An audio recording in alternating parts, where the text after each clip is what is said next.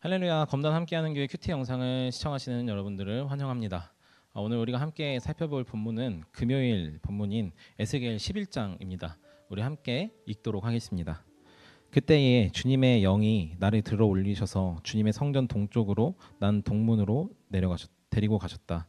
그 문 어귀에는 사람 25명이 있었다. 나는 그들 가운데 백성의 지도자들인 아수르의 아들 야하사나와 분야야의 아들 블라다가 있는 것을 보았다. 주님께서 나에게 말씀하셨다. 사람아, 이 사람들은 이 성읍에서 포악한 일을 꾸며내며 악독한 일을 꾀하는 자들이다. 그들은 모두 집을 지을 때가 가까이 오지 않았다. 이 성읍은 가마솥이고 우리는 그 안에 담긴 고기다 하고 말한다. 그러므로 너는 그들을 규탄하여 예언하여라. 사람아, 예언하여라. 그때 주님의 영이 내 위에 내리셔서 내게 말씀하셨다. 너는 이스라엘 족속에게 일러라. 나 주가 말한다. 이스라엘 족속아, 너희가 하는 말과 너희 마음속에 품은 생각을 나는 잘 안다. 너희는 이 성읍에서 수많은 사람을 죽여서 그 모든 거리를 시체로 가득히 채워놓았다 하여라. 그러므로 나 주 하나님이 할 말은 바로 이것이다. 너희가 이 성읍 가운데서 죽인 시체들은 고기요, 이 성읍은 가마솥이다. 그러나 나는 너희를 이 성읍에서 내쫓겠다. 너희가 두려워하는 것이 칼이므로 내가 너희에게 칼을 보내겠다. 나 주 하나님의 말이다. 내가 너희를 이 성읍 가운데서 끌어내어 타국인들의 손에 넘겨주고 너희에게 온갖 형벌을 내릴 것이니 너희가 칼에 쓰러질 것이다. 내가 너희를 이스라엘의 국경에서 심판하겠다. 그때에야 비로소 너희는 내가 주인인 줄을 알게 될 것이다. 이 성읍은 너희를 보호하는 가마솥이 되지 않을 것이며 너희도 그 속에서 보호받는 고기가 되지 않을 것이다. 내가 너희를 이스라엘의 국경에서 심판하겠다. 그때에야 비로소 너희는 내가 주인 줄을 알게 될 것이다.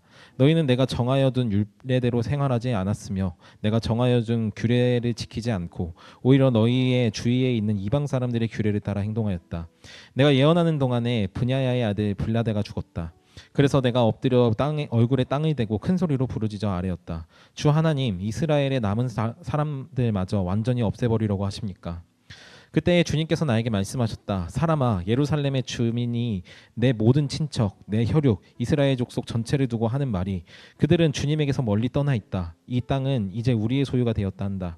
그러므로 너는 그들에게 일러라. 나 주 하나님이 이렇게 말한다. 비록 내가 그들을 멀리 이방 사람들 가운데로 쫓아버렸고 여러 나라에 흩어 놓았어도 그들이 가 있는 여러 나라에서 내가 잠시 그들의 성소가 되어주겠다 하여라. 그러므로 너는 포로가 된 동포들에게 이르기를 나 주 하나님이 이렇게 말한다. 내가 여러 민족 속에서 너희를 모아들이고 너희가 흩어져 살고 있는 그 여러 나라에서 너희를 모아 이스라엘 땅을 너희에게 주겠다 하여라. 그들이 그곳에 가서 그들이 보기도 싫고 역겨운 우상들을 그 땅에서 다 없애버릴 것이다.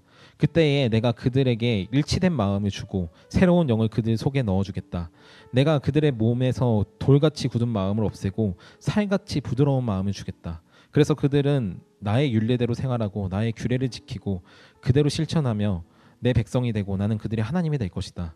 그러나 마음속으로 보기 싫고 역겨운 우상을 따르는 사람들에게는 내가 그들의 행실대로 그들의 머리 위에 갚아주겠다. 나 주 하나님의 말이다. 그때의 그룹들이 날개를 펼치고 바퀴들은 그들 곁에 있었는데 이스라엘의 하나님의 영광이 그들 위에 머물렀다. 그리고 주님의 영광이 그 성읍 가운데서 떠올라 성읍 동쪽에 있는 산 꼭대기에 머물렀다. 주님의 영이 나를 높이 들어올려 하나님의 영으로 환상 가운데 나를 바벨로니아의 포로로 끌려온 사람들에게로 데리고 오셨다. 그런 다음에 내가 본 환상이 내게서 떠나갔다. 그래서 나는 주님께서 내게 보여주신 모든 일을 포로로 끌려온 사람들에게 이야기하였다. 아멘. 우리가 읽은 말씀은 하나님의 말씀입니다. 오늘 본문은 에스겔의 환상으로부터 시작되는데요. 특별히 하나님의 영이 그 위에 임했다라고 이야기하며 하나님께서 이 에스겔에게 보여준 환상은 이러합니다. 사람들이 이야기하는 거죠. 이 성읍은 가마솥이고 우리는 그 안에 들어있는 고기다. 즉 깨지지 않는 단단한 무쇠로 된 솥 안에 고기인 우리는 언제나 보호받을 것이다. 이스라엘의 하나님께서 우리를 지켜주실 것이다 라고 이야기하는 것이죠. 그러나 하나님께서는 뭐라고 이야기하시냐면 결코 너희에게 그런 일은 일어나지 않을 것이다 라고 이야기하고 계십니다. 그 이유는 우리가 이사야와 예레미야 그리고 에스겔에 이어서까지 계속해서 듣고 있는 이유인데요. 12절의 말씀과 같이 그들이 율례대로 행하지 않았고 하나님께서 정해진 규례를 지키지 않고 오히려 이방인들의 규례를 따랐기 때문입니다. 여기에는 다양한 것들이 들어있는데요. 특별히 우리들이 익히 알고 있는 죄, 우상을 섬기고 약자들을 돌보지 않고 동성애를 행하고 자신의 자녀를 밀곰에게 바치는 인신 제사 등과 같은 하나님께서 너무도 바라지 않으시는 다양한 일들 때문에 그러했습니다. 이스라엘 백성들이 심판받게 되는 이유는 바로 이것입니다. 주 하나님을 떠나고 그들이 헛된 것을 섬긴 이유. 우리는 이 세상을 살아가면서 인과응보의 삶을 살아가고 있죠. 그래서 이 인과관계가 굉장히 중요한데, 특별히 이스라엘 백성들이 오늘 하나님의 벌을 받게 된 이유는 그들이 하나님께 범죄한 것 때문인데요. 그렇다면 이들이 다시 회복될 수 있는 방법은 무엇일까요? 그들이 돌이켜서 하나님께 나아가면 될까요?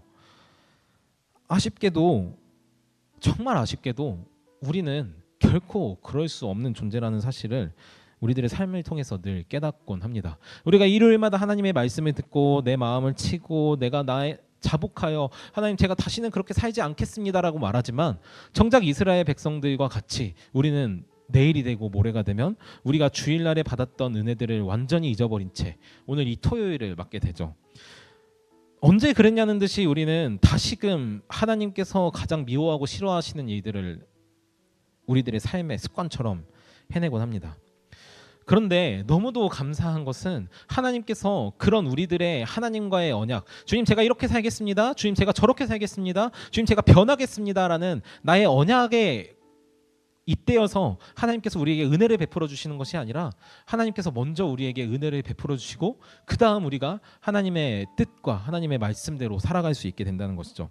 오늘 그 말씀이 등장하고 있는데요, 19절, 20절, 21절 말씀에 그와 동일한 이야기들이 나오고 있습니다. 내가 너희들에게 일치된 마음을 주고 새로운 영을 너희 안에 넣어주겠다. 그래서 너희 안에 있는 굳은 마음을 내가 없애고 부드러운 마음을 주겠다. 그래서 결국 너희가 어떻게 살게 될 거냐면, 내 율례를 지키고 내가 너희에게 정해준 규례를 지키며 그대로 실천하여 너희가 나의 백성이 되고 내가 너희 하나님이 될 것이다. 여기에 이스라엘 백성 너희가 먼저 나에게 이렇게 해라라고 하는 어떤 조건절이 없죠. 왜냐하면 하나님의 은혜는 우리가 무언가 했기 때문에, 하나님께 무언가 지불했기 때문에 얻어지는 것이 아니라, 도리어 하나님께서 우리에게 넘치는 은혜를 주셨을 때 그 넘쳐나는 은혜가 우리들의 행동으로 드러나는 것이기 때문입니다. 사랑하는 검단 함께하는 교회 성도 여러분, 우리가 좋은 일들을 행하는 것, 우리가 착한 일을 행하는 것은 결코 우리로부터 나오는 일이 아닙니다. 우리가 갑자기 어떤 선한 존재가 돼서 그런 것이 아니죠. 우리 안에 선한 마음이, 선한 양심이 거할 수 있는 것, 하나님의 마음이 우리 안에 있어서 누군가를 긍휼히 여기고 누군가를 사랑하게 되고 누군가를 위해주게 되고 나의 것을 희생하게 되는 그 원리가 무엇이냐면 바로 예수께서 우리를 위해 하신 일 때문입니다. 예수께서는 우리의 삶의 존재를 완전히 변화시키셨죠. 하나님께서 예수 그리스도께 우리의 죄를 모두 다 전가시켜서 예수님께서 우리를 완전히 백지로 만들어 놓으신 그때에 하나님께서 우리에게 이렇게 말씀하시는 겁니다. 그 백지가 된 너희들의 마음에 내가 일치된 마음, 한 길과 한 뜻을 주어서 너희가 영원히 나의 규례와 나의 율법을 지키기를 기뻐하는 나의 백성으로 만들고 내가 너희들의 하나님이 되어주겠다라고 주님은 말씀하시는 것입니다.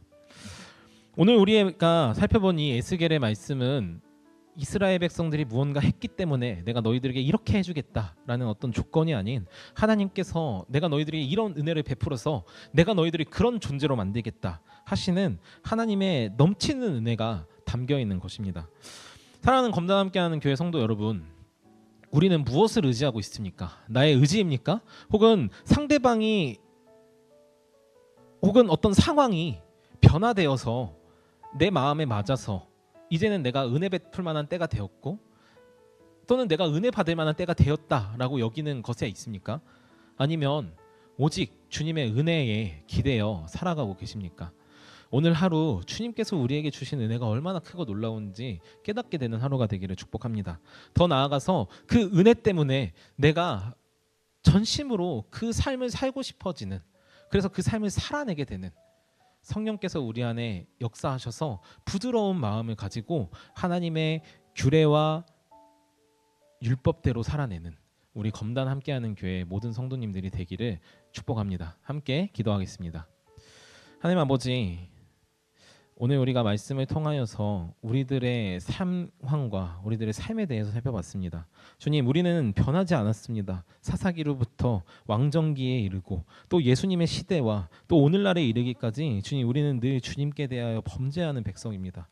그러나 주님께서는 우리들에게 어떤 조건, 우리들의 변화에 따라서 은혜를 주시는 분이 아니라 먼저 우리를 사랑하셔서 예수 그리스도를 십자가에 못 박으시고 우리의 죄를 완전히 깨끗하게 해주신 분, 그리고 그 마음 가운데 하나님의 영을 주셔서 우리가 한 마음과 한 뜻으로 오직 하나님의 길을 따라가게 해주신 너무도 은혜로우신 하나님이라는 사실을 기억하게 해주시고, 주님, 우리에게서 나오는 선한 것이 아닌 주님에게서 나온 선한 것이라는 것을 늘 기억하며 하나님, 우리가 주님을 따라가는 것을 기쁘게 여기는 교회가 되게 하여 주십시오.